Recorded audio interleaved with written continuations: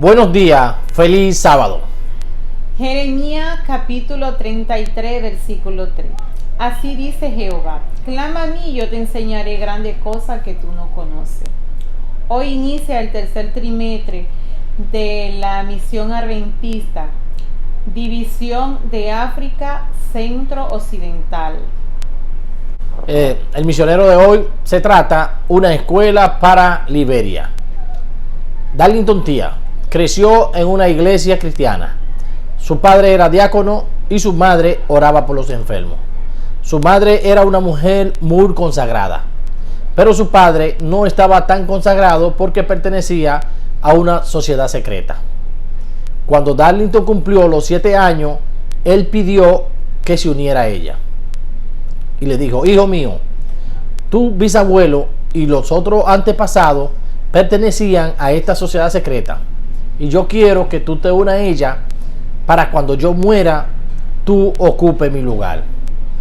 Darlington no estaba muy de acuerdo porque sabía que en esa sociedad secreta adoraban a los muertos. En algunas épocas el padre de Darlington iba 4 horas desde su pueblo hasta la montaña para ofrecer sacrificio allí. En los tiempos de la siembra, él iba y decía: oh antepasado, vinimos aquí hoy para presentarte la siembra de modo que tengamos una buena cosecha. Cuando la madre de Darlington estaba embarazada, fue a ofrecer sacrificio y dijo: oh antepasado, hemos venido aquí hoy para presentarte este niño de modo que todo salga bien. Cuando alguien se enfermaba en el pueblo, él iba a la montaña y oraba, decía así: oh antepasado, vinimos ante ti hoy, ante ustedes hoy, para pedirle que cese esta enfermedad que está en el pueblo. Darlington no tuvo otra forma que unirse a él, ya que no podía decirle que no a su padre, y su madre se negaba rotundamente. Cuando el padre se preparaba para ir a ofrecer sacrificio, la madre de Darlington dijo: yo quiero que el niño sea cristiano, le decía al esposo antes de irse. Cuando el padre de Darlington iba a ofrecer sacrificio, llevaba un pollo, sacrificaba un pollo y lo acompañaba de arroz blanco. Antes de irse a la casa, dejaba el plato en el suelo y cuando volvía de nuevo a buscar el plato, si en el plato no había nada de comida, él pensaba que sus antepasados habían escuchado la oración. Un día, un seminarista adventista fue a la aldea a predicar sobre el sábado. Ahí Darlington leyó por primera vez donde habla la Biblia acerca del sábado. Y le preguntó a su pastor que cuál era el verdadero día de reposo, si era el sábado o era el domingo. El pastor le dijo: hijo mío, el sábado bíblico es el verdadero día de reposo, pero nosotros adoramos el domingo por la resurrección de Cristo. Darlington iba todos los domingos a la iglesia, pero seguía sin entender la Biblia. Un día decide hacer lo que está escrito en la Biblia y se bautiza en una iglesia adventista y le pide a Dios que lo ayude para ser pastor, pero sabía que sus padres no podían ayudarlo porque no tenían dinero. Se fajó arduamente para trabajar y a matricularse, pero debido a la guerra civil tuvo un percance. Decidió formar parte de la política y formó parte del parlamento del país. Un año después dijo: como yo no tengo dinero para estudiar en otro país, voy a hacer una universidad para que otros jóvenes estudien allí. Cuando tenía un año, en el 1990, después de 1990, un año después, Darlington hizo un proyecto de ley para hacer una universidad adventista en Monrovia, capital de Liberia. 6 años después tuvo que renunciar al cargo debido a la fuerte presión que obtenía porque le querían ofrecer soborno y que se uniera a la sociedad secreta. Renunció al cargo y decidió entonces matricularse en la Universidad Adventista para ser pastor. Hoy Darlington es pastor y le da gracias a Dios por ayudarlo a trabajar en su servicio y buscar más almas para la venida de Cristo. Me siento muy orgulloso, muy agradecido con Dios, dice Darlington, porque así puede venir más almas a los pies de Cristo. Gracias por su ofrenda del 13º sábado, podemos construir una escuela en Buchamán, donde había una escuela que fue destruida por la guerra civil en Liberia. Ahora vamos a hacer una oración. Padre nuestro que estás en el cielo, bendito y alabado eres, Señor. Te damos gracias por esta oportunidad que nos da, por tu misericordia y tu bondad. Te pedimos que nos acompañe en nuestro camino, que tú seas nuestro guía y nos llene de sabiduría. Asimismo, llene de sabiduría a todos los que van a estar hoy en el culto y en la escuela sabática. Te lo pedimos en el nombre de Jesús. Amén. Amén. Ahora pasamos a la escuela sabática.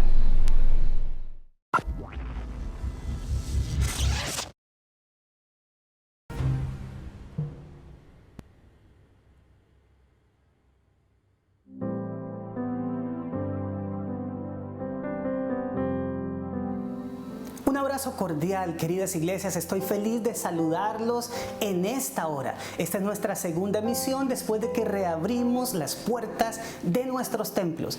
Gracias al Señor, el sábado pasado fue maravilloso. Tanto en la iglesia de Rahway como en la de Elizabeth y también en la del Puerto, nuestros hermanos pudieron entrar a adorar el glorioso nombre de nuestro Dios. Pudimos llenar los atrios de la casa del Señor con alabanzas y con acción de gracias. Así que me lleno de júbilo. Yo sé que si tú estás viendo la transmisión es porque has preferido ser prudente, ya que se te dificulta por alguna razón entrar en la casa del Señor. Pero apenas puedas, no se te olvide unirte a nosotros para glorificar a una voz el nombre de nuestro Dios. Quisiera invitarte ahora para que nos apliquemos en el repaso de la lección de escuela sabática para esta semana. Así que iniciemos esta maravillosa lección, este estudio con el nuevo trimestre.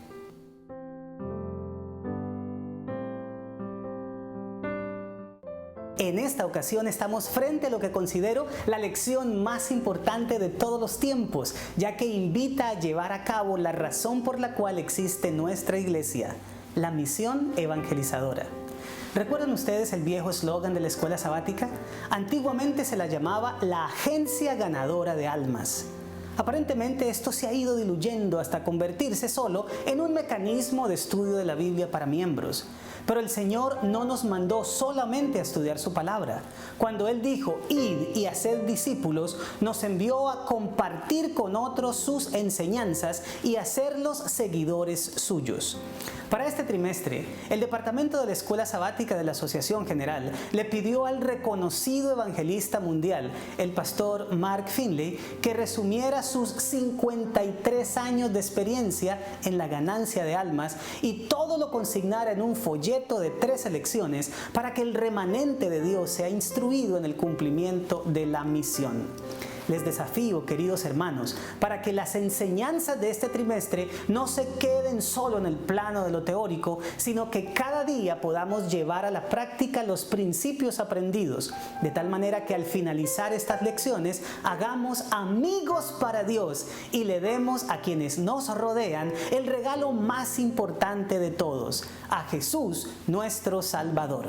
¿Estás listo para convertirte en socio activo de la agencia ganadora de almas más grande del planeta? Pues entonces, comencemos.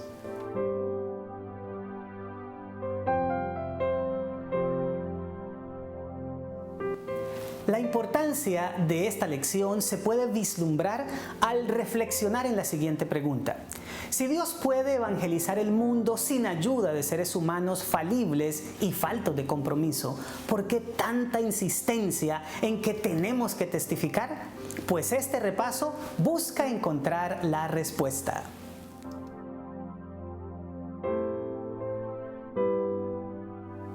Como lo sugiere el título de la lección de esta semana, el autor quiere comenzar el trimestre poniendo bases sólidas sobre las cuales edificar su mensaje. Bajo este lente, veamos los aspectos más resaltantes de la semana. Número 1. Testigos no humanos. Existen por lo menos 3 testigos que, sin necesidad de intervención humana, se encargan de hablar constantemente acerca de Dios. El primero de ellos es la naturaleza. Uno de los textos más hermosos de la Biblia lo constituye el Salmo 19 del 1 al 3. Los cielos cuentan la gloria de Dios y el firmamento anuncia la obra de sus manos. Un día emite palabra a otro día y una noche a otra noche declara sabiduría. No hay lenguaje ni palabras, ni es oída su voz. El salmista nos da a entender que sin necesidad de palabras o voz humanas, la naturaleza misma, mediante el cielo, el firmamento y los ciclos naturales, nos muestra que existe un Dios creador, que con sabiduría maravillosa diseñó todo lo que existe. Sin embargo, esa testificación es limitada, ya que la creación también nos muestra, mediante los depredadores y los desastres naturales, que existe el mal y no nos explica cómo se originó o por qué está ahí. Así que vayamos al segundo testigo, las providencias. Hay bellos momentos en la vida en las que se nos trata con bondad o experimentamos un afecto sano y profundo. Y en esos instantes se tiene una vislumbre del amor y la gracia divinas. De alguna manera, esto nos muestra un asomo del maravilloso carácter de Dios. Sin embargo, aún las providencias más preciosas se ven opacadas por la terrible realidad de un mundo convertido en el campo de batalla del gran conflicto, donde hechos horrendos y acontecimientos provocados por criaturas contagiadas del pecado captan toda la atención y dejan en el ambiente la famosa pregunta ¿por qué? Esto hace que la testificación de las providencias se vea limitada, al igual que la de la naturaleza. Pero hay un tercer testigo, el Espíritu Santo. Cuando un individuo escucha aquella voz en su interior, a la que llaman conciencia, hablándole de lo bueno y lo malo, y despertando lo que Salomón define en Eclesiastés 3:11 como eternidad en el corazón del hombre, entendemos que el Espíritu de Dios está hablando al interior del ser humano. Por supuesto, no hay nada que haga que la obra del Espíritu en el corazón humano sea limitada. Sin embargo, por razones provenientes de la gracia divina, el cielo decidió compartir con los que aceptan la salvación la tarea de la testificación. Esto nos lleva al segundo punto, las razones para testificar. La lección ahonda en algunos motivos para ser testigos de Cristo que pueden resumirse en 3. Nosotros testificamos por ellos, nuestros hermanos que no conocen lo que Dios ha provisto en su favor. Por nosotros, ya que como un efecto colateral resultamos siendo los más beneficiados de esta obra. Y por Dios, la razón más importante de todas. Ampliemos un poco estas ideas. Testificamos por ellos. Saber que uno ha sido redimido y tiene la eternidad como herencia es maravilloso. Pero existen millones que no contemplan ese mismo panorama y aunque sienten que hay algo más allá, no pueden verlo. Es necesario que alguien se lo muestre. Repasa lo que dice Romanos 10:14. ¿Cómo invocarán a aquel en el cual no han creído? ¿Y cómo creerán en aquel de quien no han oído? ¿Y cómo oirán sin haber quien les predique? Este texto es sumamente comprometedor. Nos presenta un mundo que necesita creer, pero que no sabe qué, a menos que individuos redimidos como tú y como yo les testifiquemos del único nombre dado a los hombres en que podamos ser salvos. Ver el estado en que se encuentra la humanidad es un llamado fuerte a hacer algo para que puedan tener acceso a todo lo que el cielo ha provisto para ellos. Muchos son gente cercana a nosotros, familiares, amigos, compañeros de trabajo, vecinos, individuos con quienes nos cruzamos frecuentemente. La única razón por la que tenemos el trabajo en el cual laboramos, o la casa en la cual vivimos, o practicamos ese deporte que tanto nos gusta, es porque Dios quiere que le hablemos de Él a quienes ingresan en nuestro espacio de influencia. Por ellos, hombres y mujeres a los cuales, si no se les habla de Jesús y su salvación, morirían sin esperanza. Por ellos es que debemos testificar. ¿Te imaginas el cielo sin tu cónyuge, sin tus padres o hermanos, sin tus amigos entrañables, sin tu amable vecino? Tú y yo podemos cambiar el destino eterno de nuestros hijos, compañeros de trabajo, conocidos y aún desconocidos con la palabra del Evangelio. Por ellos también se escribió Juan 3:16. A ellos también el Espíritu y la novia dicen ven, como dice Apocalipsis 22:17. No podemos darle el gusto al enemigo de llevarse consigo a cuantos le plazca. Así como él arrebató este mundo de la mano del Creador, asimismo se le debe arrebatar a cuantos más se pueda de sus funestas garras y llevarlos a los cálidos brazos de nuestro Redentor. Aunque la naturaleza y la providencia les hagan sentir que Dios existe y el Espíritu les muestre su vacío, necesitan que se les brinde la mejor oportunidad de recibir la salvación. Escuchar a individuos como ellos, con sus mismos problemas y deficiencias, que están siendo transformados por Dios y conducidos al lugar eterno. Para ellos, la mejor manera de estar seguros de que la salvación es posible es escuchando a aquellos a quienes el cielo ya está salvando. Esta es la primera razón para testificar. Pero la segunda es que testificamos por nosotros. Te invito a leer Lucas capítulo 6, versículo 38. Dad y se os dará. Medida buena, apretada, remecida y rebosando darán en vuestro regazo, porque con la misma medida con que medís, os volverán a medir. Esto no quiere decir que egoístamente estemos buscando recompensas, sino que cuando damos de manera natural, recibimos para seguir dando. Esa sensación de ser un canal por el cual fluyen las bendiciones es maravillosa. El Señor Jesús lo declaró en Juan 7, 38 y 39. El texto declara que el que cree en mí, como dice la Escritura, de su interior correrán ríos de agua viva. Esto dijo el Espíritu que habían de recibir los que creyesen en Él. Es decir, que Dios nos ha llamado a ser ríos del agua de vida cuando creemos en Cristo. Un río no se estanca, su agua corre hasta llegar al mar. Si se detiene, pierde su esencia. Y tú y yo hemos sido llamados a ser un canal de bendición eterna. Eso es algo que por nada del mundo me quiero perder. Sin embargo, hay algo más. Cuando doy el Evangelio por medio de la testificación, me estoy pareciendo a Dios en carácter, porque Él es el gran dador. Él es la fuente de la cual emana todo lo bueno. Él es el origen de la salvación y también Él es su medio. No queremos ser como Dios en poder, como lo anhelaba el querubín cubridor, ni en sabiduría, como Eva lo imaginó cuando comía del árbol. Queremos ser semejantes a Él en carácter.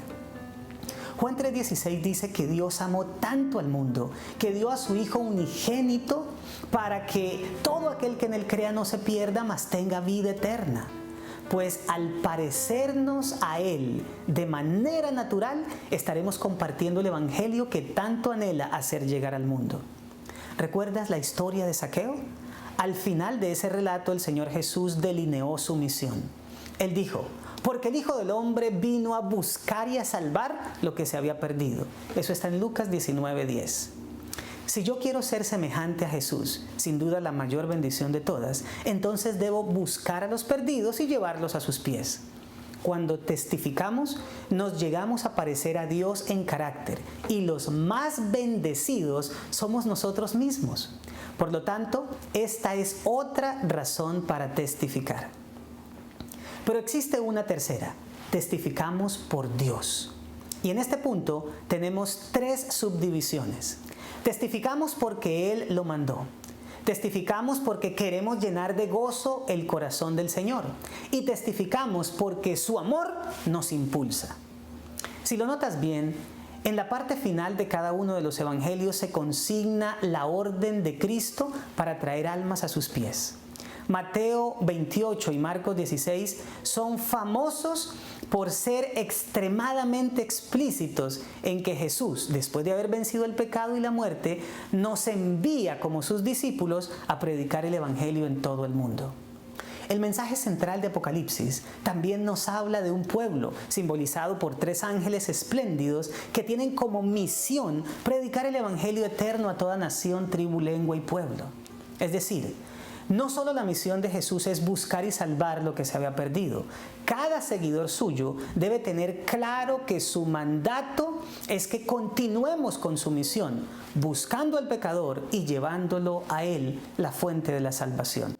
Si hacemos parte del remanente del tiempo del fin, entonces acataremos su mandato de llenar el mundo con las noticias de la salvación. Testificamos por Él, porque ese es su mandato. Pero también lo hacemos porque deseamos llenar de gozo el corazón de Dios. En Lucas 15 hay 3 parábolas famosas: la de la oveja perdida, la de la moneda perdida y la del hijo pródigo o perdido. Ellas nos muestran que Dios busca al que está perdido, que lo hace de manera perseverante y que se goza cuando lo encuentra.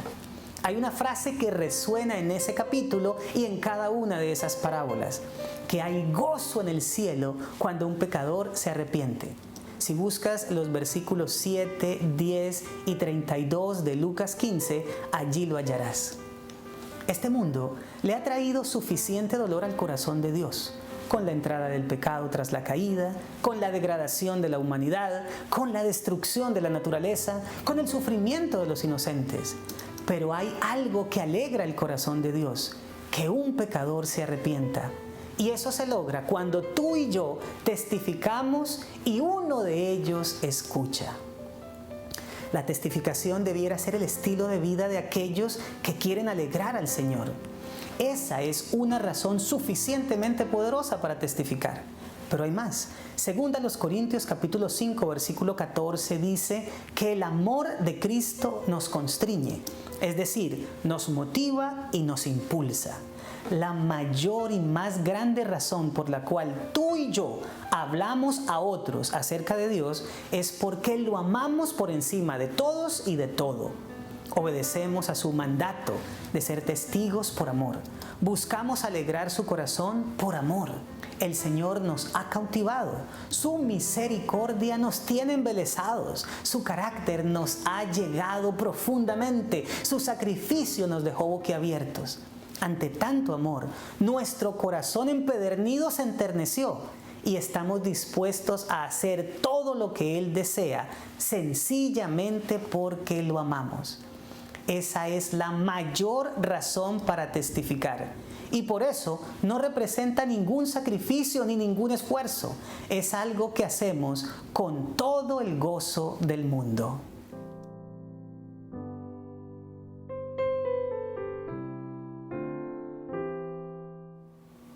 Pues es hora de aplicar lo que hemos estudiado con los siguientes casos hipotéticos. Número 1. ¿Qué experiencias le contarías a tus hijos de que cuando testificaste a otros de Dios, tú resultaste ser el más beneficiado?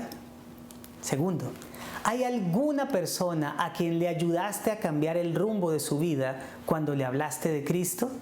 Habla un poco acerca de eso. Y número 3. Si nunca te has involucrado en la testificación activa, ¿qué sientes al pensar que debes hablar a otros acerca de Cristo? Sé sincero.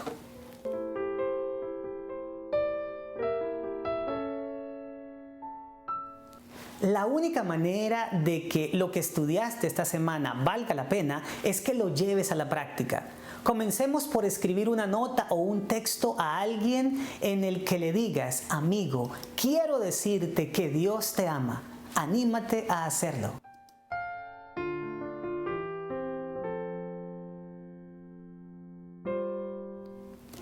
testificamos para que los demás sean salvos, porque haciéndolo nos parecemos a Dios y porque amamos al Señor y hacemos lo que llena de gozo su corazón.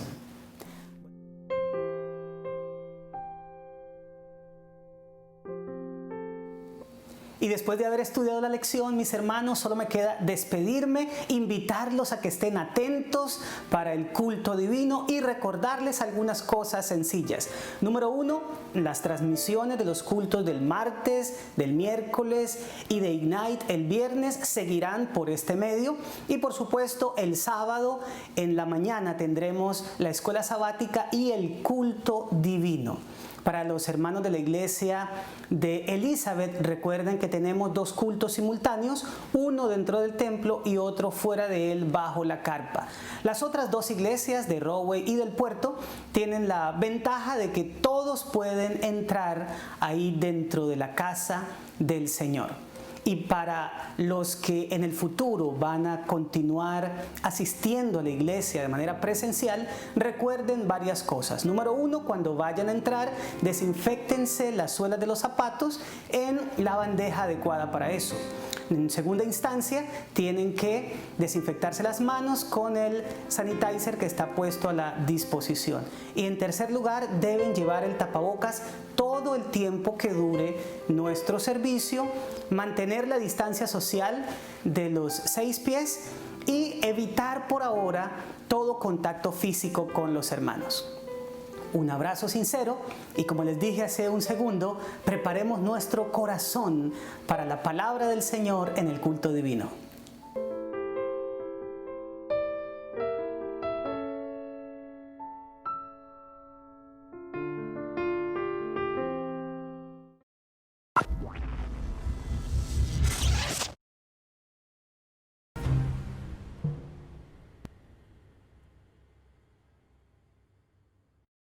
Buenos días, mis pequeños. ¡Feliz sábado! ¡Qué gusto poder compartir con ustedes en este momentito! ¿Saben? Hoy vamos a hablar un poquito acerca de la generosidad. Sammy, ¿has oído hablar de la generosidad en el pasado? Sí, para mí la generosidad es como alguien que comparte lo que tiene. Oh, y tú, Jonathan, ¿qué piensas que es la generosidad? Como una persona que comparte sus cosas con los demás. Oh, muy bien, un concepto muy parecido. Pues sí, la generosidad es esa linda cualidad que nos hace pensar en los demás, cuando damos con alegría, con una actitud agradable. De eso vamos a hablar en este momento y lo voy a hacer a través de una pequeña historia. Resulta que Juancito, que es el protagonista de esta historia, estaba sentado en la sala de su casa. Por cierto, tenía unos libros muy especiales. ¡Oh! Se los había regalado su papito hacía poco tiempo. Mira, eran libros como estos, Sammy. ¿Qué te parece? ¡Wow! ¡Qué lindos dibujos! Vaya. ¡Qué bellas láminas! ¡Qué animales más grandes! ¿Verdad? ¡Qué lindas! Así eran los libros de Juancito. Y él estaba disfrutando de ellos cuando al ratito, unos minutitos después, entraron Pablito y María, sus 2 amiguitos más cercanos en el vecindario. Y cuando vieron esos libros y esas láminas, ¡wow! ¡Qué cosa tan especial! Y quisieron mirarlos y observar un poquito de lo que ellos contenían. Pero Juancito los agarró y los guardó, los puso por allá aparte. ¿Cómo creen que se sintieron estos amiguitos, María y Pablito? Se deberían haber sentido muy avergonzados, tristes. La mamita entonces aprovecha para intervenir. Juancito, ¿no vas a permitir que tus amigos vean las láminas y los libros? No, mi papito me los compró a mí. Y me dijo que los cuidara mucho, que no los dejara ensuciar ni rayar. Oh, tristemente, Pablito y María se sintieron muy apenados, como tú dijiste, Sammy, algo avergonzados. Y dijeron, bueno, nos tenemos que ir. Juancito se sintió sorprendido. Oh, ¿no se van a quedar a jugar un rato conmigo? No, nos tenemos que ir. y se fueron. Juancito se sintió un poco triste. Oh, se fueron y yo que quería jugar con ellos. Al ratito, Juancito los ve por la ventana y dice, oh mamá, no me invitaron a jugar. Estaban con Carlitos y con Joaquín, otros amiguitos, cerca de su casa. Ahora él tristemente mira a su mamá con un semblante apenado y le dice, mami, ¿quisieras contarme una historia?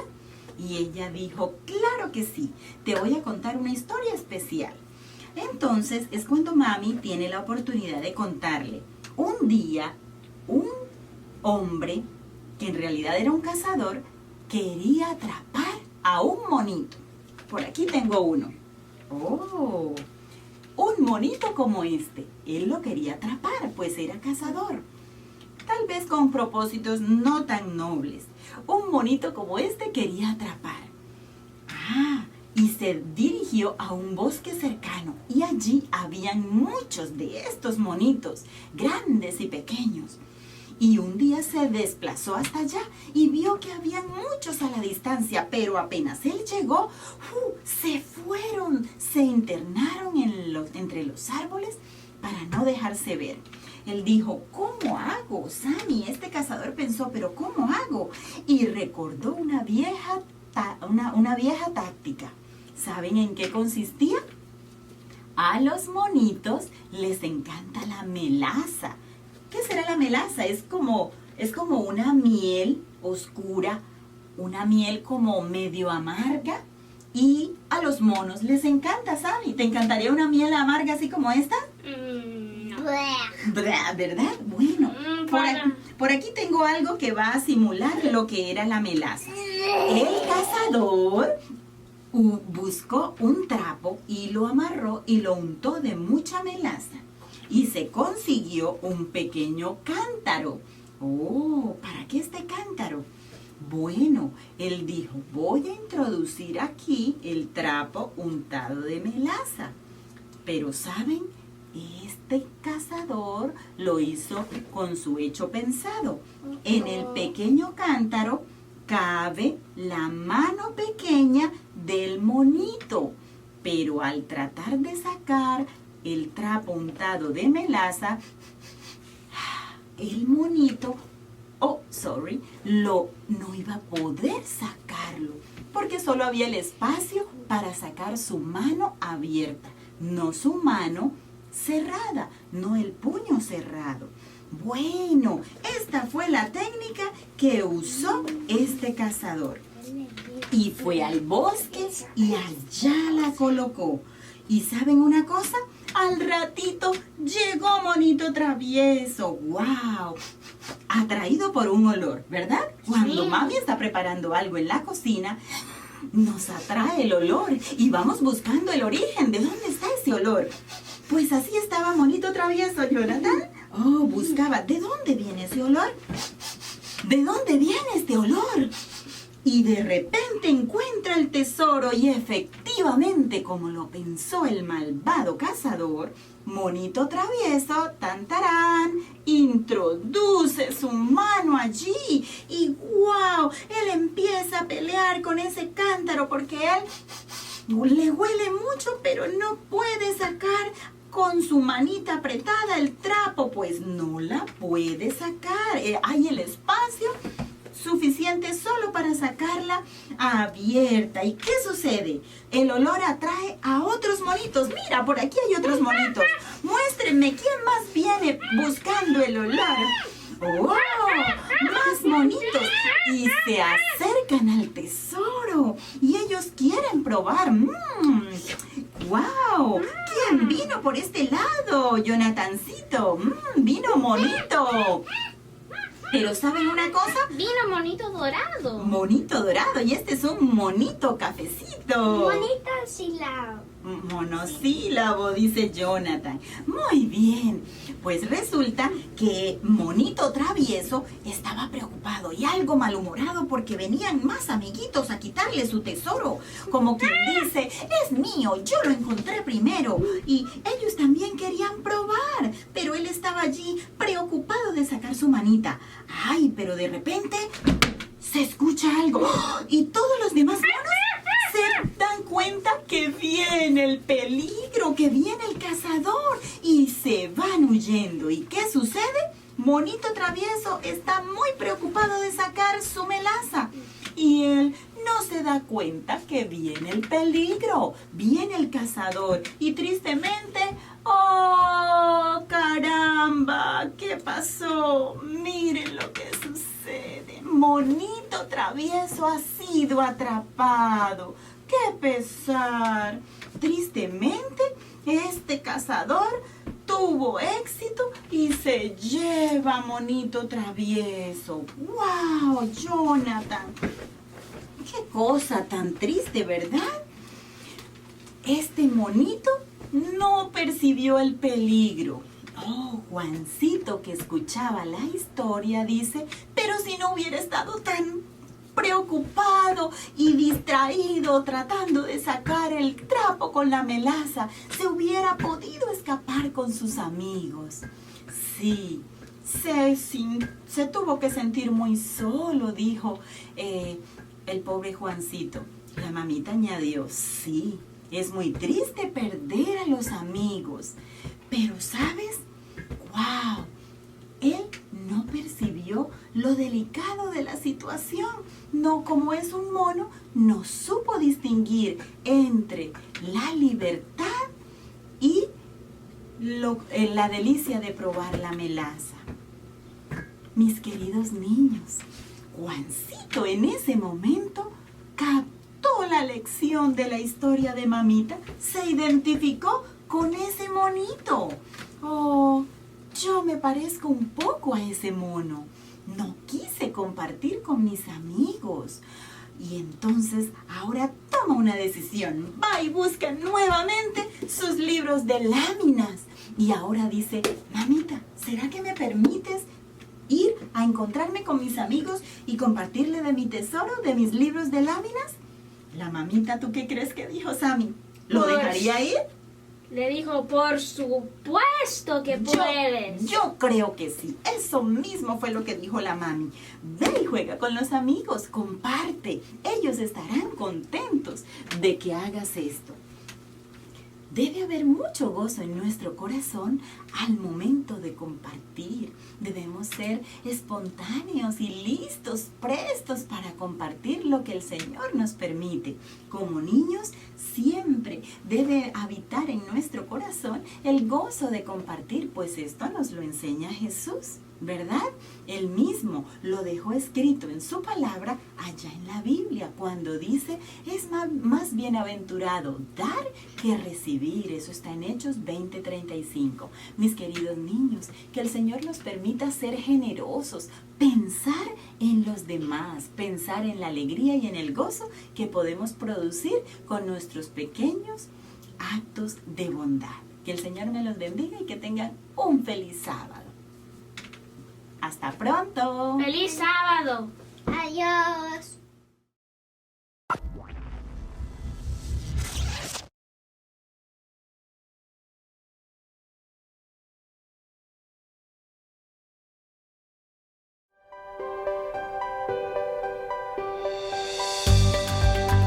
¿Qué tal, apreciados amigos y hermanos?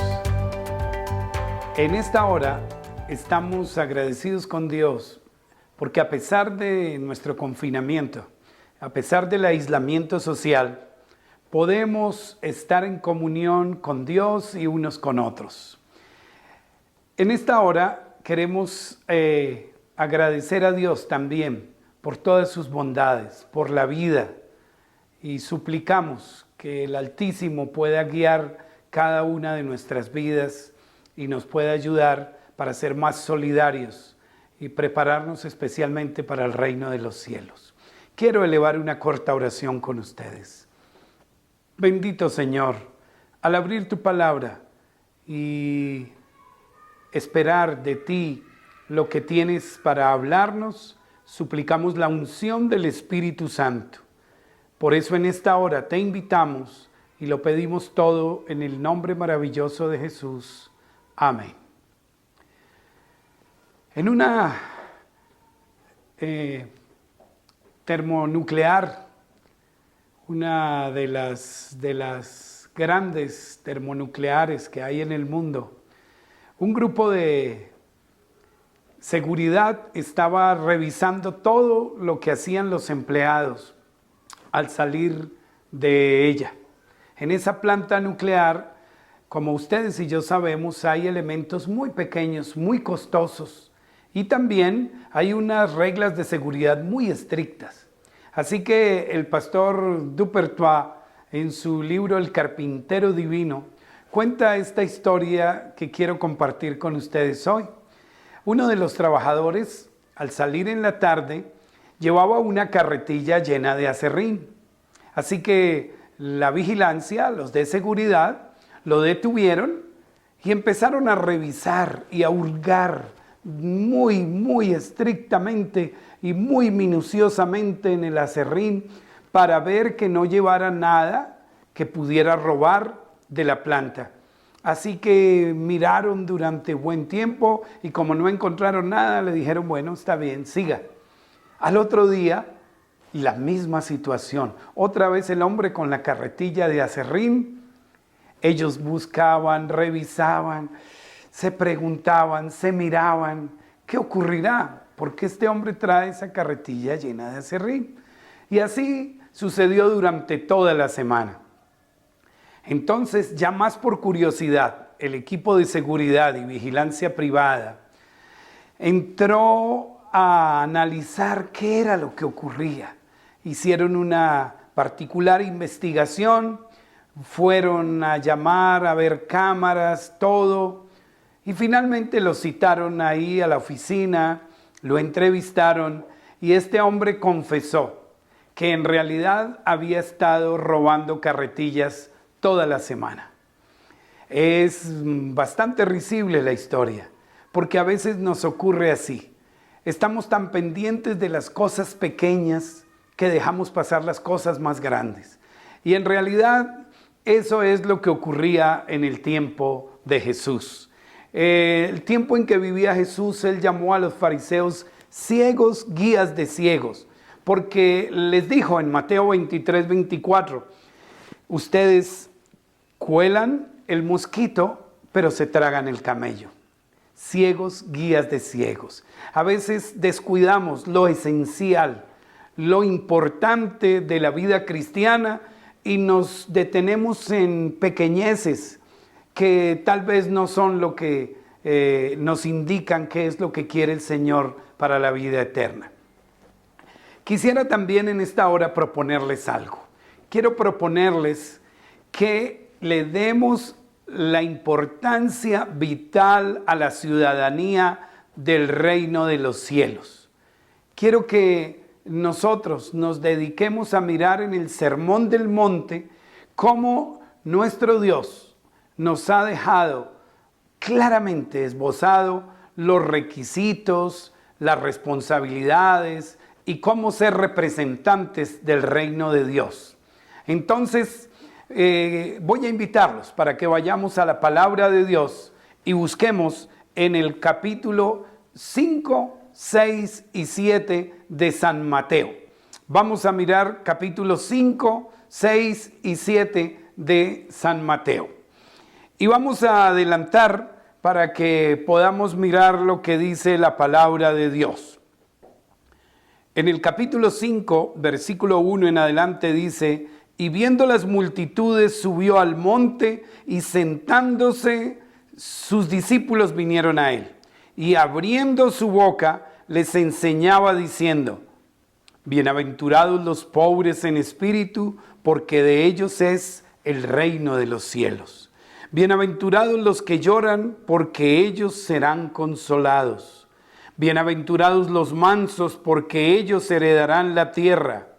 Bienaventurados los que tienen hambre y sed de justicia, porque ellos serán saciados.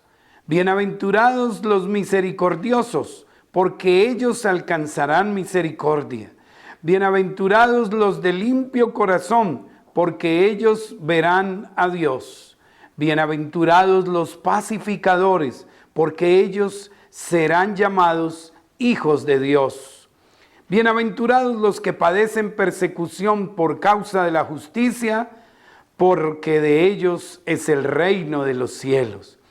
Y luego dijo, bienaventurados sois cuando por mi causa os vituperen y os persigan y digan toda clase de mal contra vosotros, mintiendo. En realidad no podemos mirar todos los 3 capítulos en 30 minutos. Pero lo que sí quiero compartirles es que vamos a ver la esencia de este sermón del monte. Y vamos a ver 3 aspectos principales. 3 aspectos que tienen que ver con lo que el Señor quiere enseñarnos a nosotros. En el discurso maestro de Jesucristo, el Señor pronunció este sermón más o menos hacia el año 29 después de Cristo, a la mitad de la semana del ministerio de Jesús, y lo pronunció desde el monte que estaba enfrente del monte Gerizim, donde según Deuteronomio 11 se dieron las bendiciones y las maldiciones. El nombre del monte exactamente no se conoce, pero queda frente al monte Gerizim. Y allí, 14 siglos antes de que naciera Jesús, se dieron esas palabras de bendiciones y maldiciones. Ese día fue un día largo para Jesús. Evidentemente fue un sermón más largo, pero aquí ha sido colocado lo más importante. Mateo y Lucas son los que registran en la escritura este sermón de la montaña o del monte, pero Mateo es 3 veces más extenso que lo que Lucas coloca en la palabra de Dios. Por eso vamos a concentrarnos en lo esencial y en resumir estas 3 partes y algunas divisiones de ellas, porque si no tendríamos material para predicar una semana. En primera instancia, lo que el Señor está mencionando es el blanco de la ciudadanía del reino de Dios. ¿Cuál es el blanco? El blanco es la perfección de carácter. El blanco de la ciudadanía del reino de gracia o del reino de los cielos, la perfección de carácter, tiene 4 subdivisiones, que es los requisitos para ser miembros de la ciudadanía de Dios, los representantes de esa ciudadanía, una vez sepan esos requisitos y esos principios, las normas y la transformación que sufrirán los ciudadanos del reino de Dios. En segunda instancia tenemos los incentivos para vivir correctamente como ciudadanos ejemplares del reino de Dios. Ese es todo el capítulo 6. Y allí encontramos los motivos, el propósito y la provisión de Dios para sus hijos. Y por último, encontramos los privilegios y responsabilidades de los ciudadanos del reino de gracia o del reino de los cielos. Eso lo encontramos en el capítulo 7. Y allí encontramos la regla de oro y la prueba de los ciudadanos, que es la obediencia. Así que en estos 3 capítulos el Señor nos ha dejado con mucha claridad cómo podemos ser ciudadanos ejemplares del reino de los cielos y cómo debieran vivir los cristianos desde esta tierra preparándose para vivir con Él. Entonces, cuando leí las bienaventuranzas, me estaba refiriendo a los requisitos, a cómo ser ciudadanos del reino de Dios. Del versículo 3 al versículo 12, nosotros vemos las bienaventuranzas. Cuando habla de los pobres en espíritu, se refiere a reconocer que somos pecadores.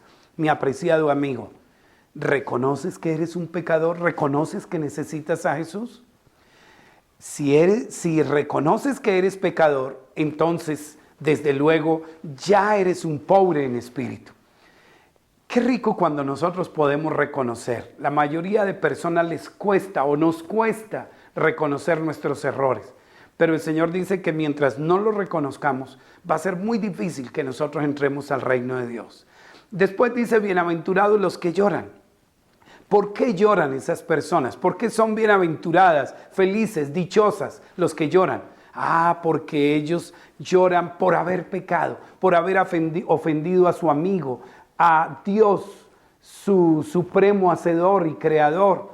Entonces, los que lloran por tristeza, por el pecado, son aquellos que Jesús valora también para el reino de los cielos. Los mansos, ¿qué es una persona mansa? Es aquella persona paciente ante el maltrato de los demás. Recientemente tuvimos la oportunidad de ver una película para mantener la higiene mental. Y la película se llama Milagro en la celda 7, es una película turca. Qué linda película. Hacía mucho no lloraba viendo una película, pero qué lindo ver cómo una persona a la que maltratan, a la que ultrajan, a la que le pegan y hacen de todo en contra de él, sigue amando a las personas y logra transformar a un grupo de personas muy duras en una cárcel. Así que, mis queridos, es una bendición, los mansos en la tierra. ¿Se imaginan qué es vivir con un vecino manso, pobre de espíritu, que llora porque se equivoca y ha pecado? O un vecino que tiene hambre y sed de justicia, porque el que tiene hambre y sed de justicia es porque busca a Cristo sobre todas las cosas. Luego vienen los misericordiosos, que se encargan de salvar y no condenar a los demás. Y los de limpio corazón, que tienen pensamientos puros, que son coherentes entre lo que piensan, lo que dicen y lo que hacen. Eso es una maravilla. ¿Y qué me dice la bienaventuranza de los pacificadores? Aquellos que vencen la enemistad, aquellos que buscan la paz. Y luego los que padecen persecución porque tienen el Espíritu de Dios, y los que por causa de Cristo son perseguidos, y desde luego todo por la calumnia.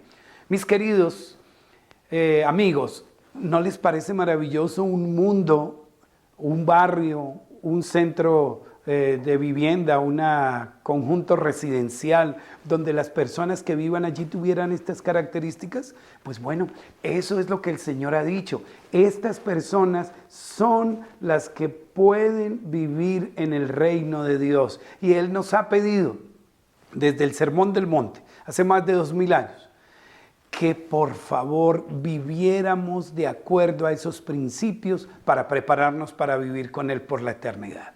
Pero miremos el segundo punto. Ya sabemos cómo son los ciudadanos del reino de Dios, que son todas las bienaventuranzas. Ahora, del capítulo 5, versículo 13 al 16, nos habla de los representantes de esos principios, los representantes del reino de la gracia. Es decir, una vez que las personas han llegado a vivir a la altura de esos principios de las bienaventuranzas, ahora lo que ellos más desean es compartir el amor de Dios. Y entonces viene en el versículo 13 cuando el Señor dice a los judíos: vosotros sois la sal de la tierra, pero si la sal pierde su sabor, ¿con qué será salada? No sirve más para nada, sino para ser echada fuera y ser hollada de los hombres. Cuando Jesús estaba hablando de esto, ahí precisamente por la montaña habían muchos cúmulos de sal brillante que había sido desechada porque ya no servía para nada, había perdido su sabor. Así que cuando Jesús estaba hablando en el Sermón del Monte, estaban ellos viendo la representación de lo que Él quería transmitirles. La sal de la tierra es aquella que se mezcla con ese material y llega a ser parte de él. Nosotros, como cristianos, como miembros y ciudadanos del reino de los cielos, debemos ser sal en la tierra. Debemos mezclarnos con la gente, compartir con ellos el amor del Señor, compartir con ellos un testimonio vivo y eficaz de la transformación que Dios puede hacer en nosotros, de esos principios que ya son parte de nuestra vida. Y luego, en el versículo 14 al 16, Jesús les dice: vosotros sois la luz del mundo. Una ciudad asentada sobre un monte no se puede esconder.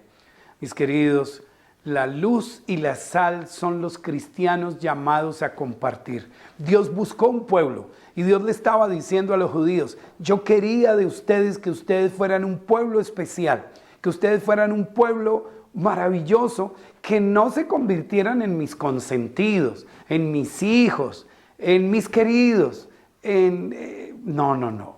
Yo quería que ustedes, decía el Señor, fueran luz y sal, que se convirtieran en una bendición para el mundo, que dieran a conocer el amor de lo que es el reino de Dios y que dieran a conocer que hay una oportunidad de salvación y vida eterna para todos nosotros.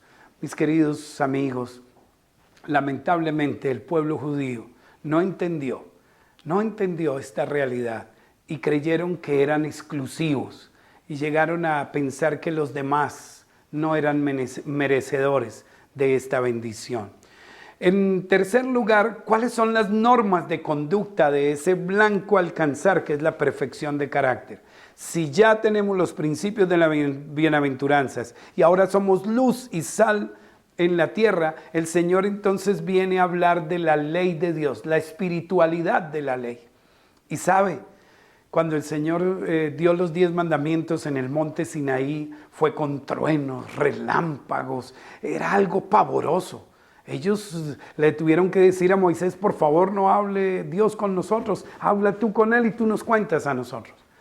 Pero ahora el Señor en otro monte, por eso se le llama el Sinaí del Nuevo Testamento, el lugar donde el Señor dio las bienaventuranzas y el sermón del monte, ahora Él explica la espiritualidad de la ley.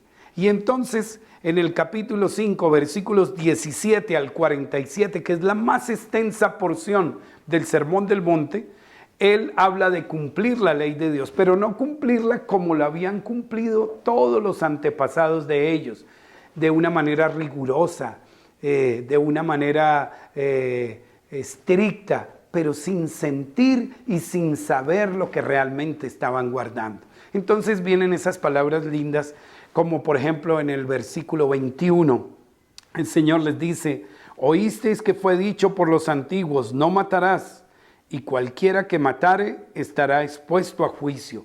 Mas yo os digo, versículo 22, que cualquiera que sin razón se enojare contra su hermano estará en peligro del juicio, y cualquiera que dijere a su hermano raca estará en peligro de concilio, y cualquiera que le dijere fatuo estará expuesto al infierno de fuego. El Señor le está diciendo, no matarás, no es solamente matar. Si tú te enojas y le dices a tu hermano idiota, imbécil, estúpido, tiene cerebro de mosquito, no, le estás diciendo de alguna manera que lo estás acabando, lo estás matando. Hoy mucha gente sufre por eso, cantidades de hogares. Aquí se acabaron los homicidios, se acabaron los robos, no ha habido en esta cuarentena mucho de eso, pero se han aumentado terriblemente las peleas intrafamiliares, el abuso a los menores y a las mujeres. ¿Por qué? Porque vivimos en una violencia psicológica. Y si yo estoy hablando para ti, apreciado amigo, que tratas mal a tu señora, a tus hijos, y que para ti hay gente que no merecería estar en esta tierra porque no son inteligentes, te digo, estás matando delante de Dios. Luego dice, no adulterarás en el versículo 27. Oísteis que fue dicho, no cometerás adulterio. Mas yo os digo, dice el Señor, que aquel que mira a una mujer para codiciarla, ya adulteró en su corazón. Y sabe una cosa, nosotros pecamos de 4 maneras. Nosotros pecamos por comisión, es decir, cuando cometemos algo malo, como dice primera de Juan 3. Segundo, nosotros pecamos por omisión, como dice Santiago 4:17, cuando dejamos de hacer algo bueno, que sabemos que es bueno, eso es pecado, pero ahí viene lo que el Señor está mencionando. Pecamos por motivo. No necesito perpetrar los hechos para pecar, ya el plan está concebido. Y por último, pecamos por herencia. Nacimos de pecadores y seguimos siendo pecadores. Pero aún así, el Señor nos dice que nosotros debemos cuidar los motivos de nuestro corazón. No perjurarás, el versículo 33 al 37, refiriéndose al tercer mandamiento. Y dice, vuestro hablar no sea jurando ni por el cielo, ni por la tierra, ni por Jerusalén. No, solo se necesita que vuestro hablar sea sí, sí, no, no. Lo que es de mal procede. Y ustedes y yo lo sabemos. Cuando una persona viene para decirnos que mire, que llame, que verifique, es cuando más hay que desconfiar. Cuando una persona tiene palabra, dice esto es así y yo respondo por lo que digo. Y luego dice ojo por ojo y diente por diente, para referirse precisamente a cómo el Señor de alguna manera nos enseña a no resistir al malo. Si quieren hacernos mal, démosles otro poco de lo que ellos quieren. Quieren quitarte el saco, dile, no, mire, eso le va a quedar mal, el vestido no le va a combinar, entonces llévese también el pantalón. Es lo que le está diciendo el Señor. Si quieren llevar de ti la túnica, dale también la capa. Y por último viene el amor al prójimo, 43 al 47. Y al llegar a ese punto, el Señor nos enseña que esas normas de conducta hacen del reino de los cielos un lugar perfecto para vivir. Si hemos llegado a este punto de vivir a la altura y la plenitud de estas normas, ahora estamos listos para el último requisito del blanco de los ciudadanos, la transformación y la perfección. El versículo 48 de capítulo 5 de San Mateo dice, sed pues vosotros perfectos como vuestro Padre que está en el cielo es perfecto. Pero mis queridos, como iglesia adventista no creemos que la perfección implique impecabilidad. No, una persona llega a ser perfecto como cristiano, similar a la altura de Cristo, pero no impecable como Él. Así que la perfección que Dios alude aquí es el cumplimiento de estas normas y la interiorización de esos principios, de las bienaventuranzas y de todo lo que mencionó en la primera parte del Sermón del Monte. Mis queridos amigos, Dios espera que nosotros seamos perfectos como vuestro Padre que está en los cielos es perfecto. Perfectos en amor, perfectos en compartir, perfectos en solidaridad, perfectos en ese carácter que Jesús mostró cuando estuvo en la tierra. La segunda parte de las tres principales son los incentivos para los ciudadanos y refiere todo el capítulo 6. Así que esos incentivos para los ciudadanos los podemos ver en dos especiales formas. Los motivos, tal vez tres, motivos correctos, ¿sí? Entonces el Señor en el capítulo 6, versículo 1 al 4, dice, mirad que no os hagáis vuestras limosnas de los hombres, delante de los hombres, para ser vistos de ellos, de otra manera no tenéis recompensa de vuestro Padre que está en el cielo. Y entonces ahora el Señor empieza a mirar de nuevo los motivos en torno a tres cosas principales: las ofrendas o las limosnas, las oraciones y los ayunos. A veces queremos mostrar que somos cristianos. Como seres humanos somos proclives a aparecer, a que los demás nos vean y a poder de alguna manera convencer a los demás que vamos por un camino cristiano. Pero a Dios no lo podemos confundir. Él sabe realmente cuál es el motivo para ofrendar. Pero si tú estás mal con tu hermano, traes una ofrenda muy grande, mejor deja ahí la ofrenda, reconcíliate con tu hermano, pon la perfección de los principios en acción y ahora sí vienes y entregas tu ofrenda. Y va a ser una bendición. ¿Qué me dice con las oraciones? Nos gustan las largas oraciones con una retórica maravillosa, pero ¿es eso lo que el Señor de verdad requiere de nosotros? No. Cierra tu puerta en tu alcoba y allí en lo secreto dile al Señor todo y Él te recompensará en público. Y cuando ores, no digas cosas tan largas, di lo que tienes que decir, que el Señor conoce tu corazón.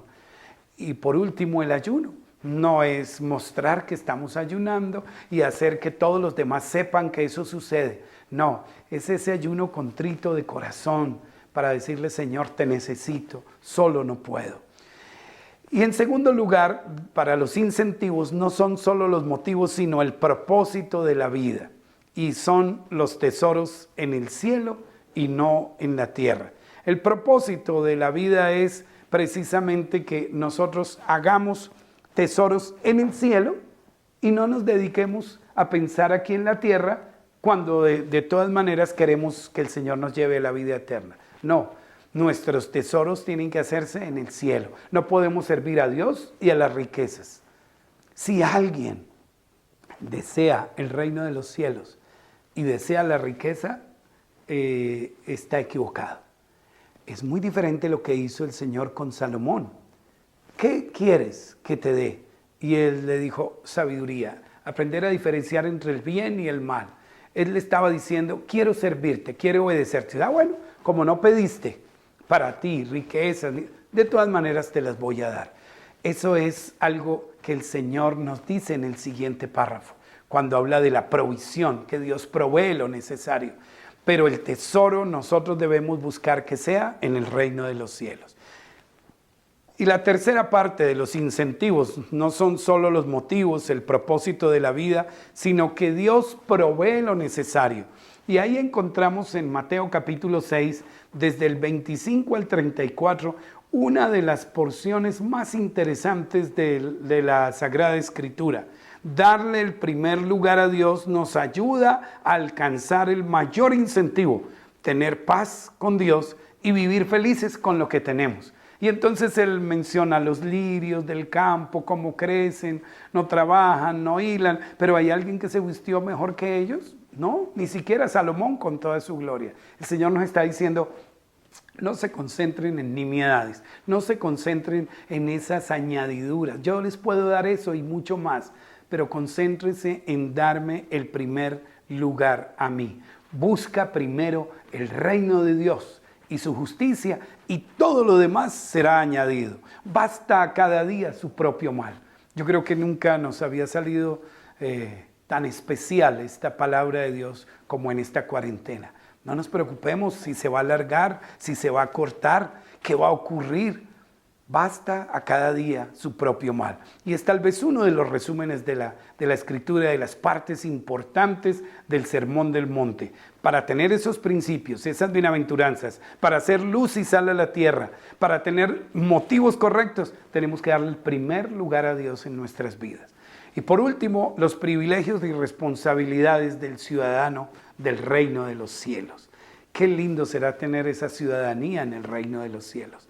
El poder de la regla de oro es en el capítulo 7, la parte del 1 al 12.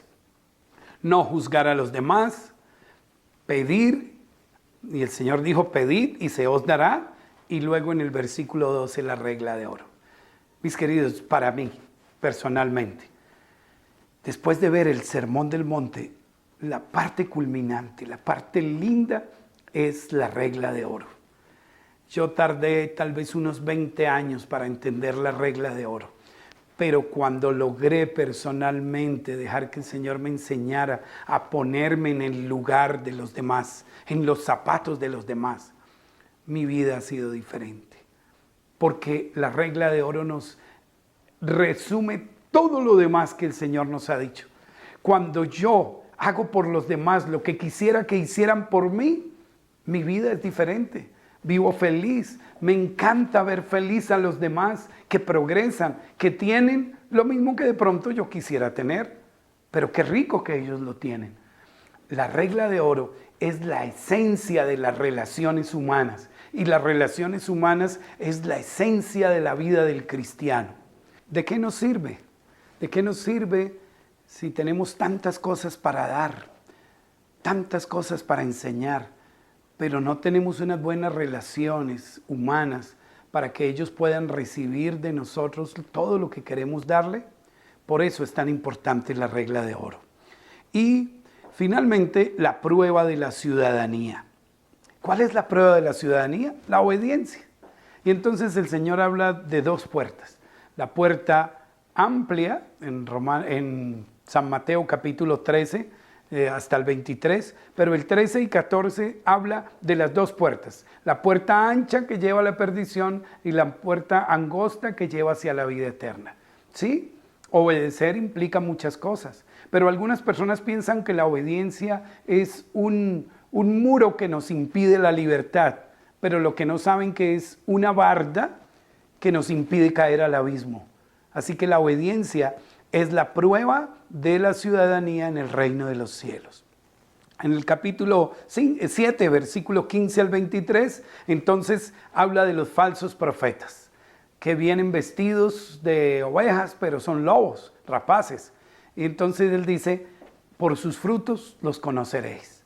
Y así es. Cuando mi esposa me dijo una vez, mire bien a esos que predican mucho y son muy queridos, pero si no tratan bien a su esposa en su hogar, ni tienen unos hogares que predican por ellos, no hay que creer mucho. Y así es, los falsos profetas abundan, y más para este tiempo, pero el Señor nos dejó cómo reconocerlos. Y al final, entonces él habla de un llamado al pueblo de Dios, la casa sobre la roca. O la arena, o construimos sobre la arena, o construimos sobre la roca. La roca es Cristo. Todo lo que esté fundamentado de nuestro carácter, de nuestra vida y de nuestro vivir cristiano, que esté fundamentado sobre la roca, va a ser una bendición, y van a venir las tempestades y van a venir toda clase de tormentas y dificultades, pero estaremos firmes. Resumamos. El Sermón del Monte es la descripción del camino para entrar en el reino de los cielos. Jesús pudo decir que de alguna manera esas bienaventuranzas, esas bendiciones, que debemos ser pecadores y reconocer que lo somos, no que debemos pecar, sino que debemos reconocer que somos pecadores, que debemos sentir tristeza por pecar, que debemos ser pacientes ante el maltrato, debemos buscar a Cristo con hambre y sed, debemos salvar y no condenar, y debemos tener pensamientos puros y vencer la enemistad. Por eso nosotros tenemos la seguridad de que esos principios, cuando son vividos en la vida cristiana, ya entramos a ser parte de la ciudadanía del reino de Dios. En segundo lugar, si tenemos esos principios como requisitos, entonces recibiremos el incentivo de tener verdaderos motivos para ofrendar, orar y ayunar. Invertiremos en los tesoros del cielo y no daremos el primer lugar a nuestras vidas ni a las riquezas, sino que haremos esos tesoros en el cielo. Y finalmente, disfrutaremos de los privilegios de vivir la regla de oro, tratando a otros como nos gustaría ser tratados, y aceptar e invitar a otros a aceptar el llamado de entrar por la puerta estrecha y construir nuestra casa sobre la roca. Jesús nos dejó trazado el camino en el Sermón del Monte, el camino para entrar en el reino de los cielos. Está aquí y ahora, como dice el profeta Isaías en el capítulo 1, versículos 16 y 17. Dejad de hacer el mal, aprended a hacer el bien. Aprendamos a poner en práctica la esencia del mensaje de Jesús y empecemos hoy. Estamos viendo con nuestros ojos el cumplimiento de lo predicho por los profetas. Nunca pensamos verlo. Este servidor nunca pensó llegar a ver lo que estamos viendo hoy en esta cuarentena. Nunca pensé ver la visita del Papa a los Estados Unidos. Nunca pensé ver matrimonios del mismo sexo aprobados en los países. Pero aquí estamos. El Señor nos puso en esta hora para que no tengamos duda de que lo que se ha predicado estará cumpliéndose, se está cumpliendo, se va a cumplir y finalmente Él nos redimirá. Por eso, mis queridos, es el momento de tomar una decisión. Mi apreciado amigo, ¿quieres tomar esa decisión? ¿Dónde vas a pasar la vida eterna? ¿Te gustaría ser parte de la ciudadanía del reino de Dios? El llamado que hoy te hacemos es, ven al Señor. El día es hoy, no es mañana, no es pasado, no nos pertenece el futuro. Para aceptar a Jesús en tu vida y ser parte del reino de Dios, y esta puede ser la última invitación para ti y para mí. No sabemos qué ocurrirá con esta pandemia. No estamos usando el miedo, pero lo que sí estamos diciendo, el día es hoy y ante nuestros ojos se ha cumplido todo. Que el Señor nos ayude, que el Señor nos bendiga y que nos dé la oportunidad de tomar la mejor decisión de nuestra vida para estar al lado del Señor por la eternidad. Oremos al Señor. Bendito, poderoso y eterno Padre, en tus manos nos encomendamos en esta hora, para que hagas con nosotros lo mejor para la vida eterna. Ya nosotros hemos dispuesto nuestros corazones, reconocemos que somos pecadores, queremos recibir esos incentivos y queremos llegar a la transformación que tú nos has prometido. Oh Señor, toma nuestras vidas y en esta hora recíbenos para honra y gloria de tu nombre. Lo pedimos en el nombre de Jesús. Amén.